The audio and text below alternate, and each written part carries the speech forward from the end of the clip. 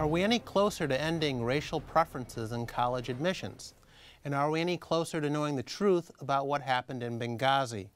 Welcome to Opinion Journal Live. I'm Jason Riley, and my first guest is Max Boot, who's a member of the Council on Foreign Relations and an advisor to the Mitt Romney campaign, to talk about the fallout from the attack on the U.S. mission in Libya. Welcome, Max. Thanks, Jason. So, Max, the White House story, of course, continues to change. First, it was all about a video inciting people. Now it looks as though a group affiliated with Al-Qaeda carried out the attack. You wrote recently that there are still a number of questions, unanswered questions, about what took place. Did you learn anything from that oversight hearing in the House yesterday? Well, I learned that there are a lot of partisan divisions over this matter, with both sides thinking that it might have an impact on the election a month from now. But in terms of actually getting to the bottom of what happened, I think there are still many unanswered questions about where this storyline came from about this protest, which the State Department now said never actually happened, and who actually made the decisions on security at the consulate, which the security operator testified to Congress. You're going out a little bit, Max. In terms of what he wanted to see. So I don't think we've really gotten to the bottom of who's responsible for what happened. What about this news that that the State Department denied repeated requests to beef up security at the Libyan mission, and that there was no special security measures put in place on the anniversary of 9/11? I mean, Max, on the anniversary of 9/11, there's extra security in front of the News Corp building in Midtown. I mean, how is this possible? It is a little bit mind-boggling, especially for anybody who's had any experience with our diplomatic security abroad, which tends to be very tight. And in the case of Iraq and Afghanistan, it's been flawless to the extent that, you know, they haven't lost any senior figures under their protection. The expense of that has been that it's limited freedom of movement for our diplomats, but the State Department normally errs on the side of caution, and they did not in the case of Libya. And so how that happened, which is so uncharacteristic, is as you say, it's mind-boggling, and it remains unexplained.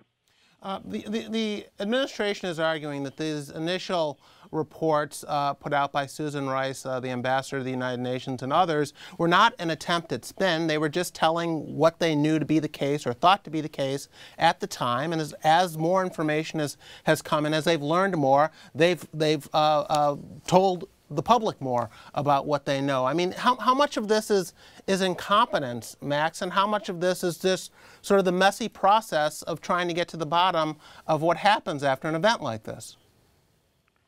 Well, my experience is that you should never underestimate the forces of confusion and incompetence in government, or in any large organization for that matter. I tend to be skeptical of conspiracy theories, but you know, we don't really know what happened here, and clearly somebody screwed up. Otherwise, we wouldn't have 4 dead Americans. We wouldn't have a consulate that was torched. So somebody did not take the adequate steps to protect our mission. And also, we have done really nothing in retaliation for this attack, which occurred a month ago now. The culprits are still running around loose, no doubt boasting about their achievements, and they have not suffered a penalty. It even took 3 weeks just for FBI agents to get to Benghazi, which is truly mind-boggling because, you know, reporters got there the day after. So, you know, not only does the U.S. response look extremely weak and confused in the run-up to this attack, but it looks weak and confused ever since. Yeah. And, you know, Washington, you know, seems to be consumed on who said what, but we're not really responding effectively to this attack on American territory. Max, you mentioned earlier, or the story now coming out of the White House, is that this is an Al-Qaeda-affiliated group that played a role here. But you've also written recently that Libya is not the only place we should be concerned about the resurgence of Al-Qaeda, correct? Absolutely. There is a worrisome resurgence of Al-Qaeda across the greater Middle East. Osama bin Laden is dead, but unfortunately the organization he led is very much still alive and growing, not Al-Qaeda Central in Pakistan, but really its affiliates and franchises in countries like Yemen, Somalia, Libya, Syria, Iraq, Mali.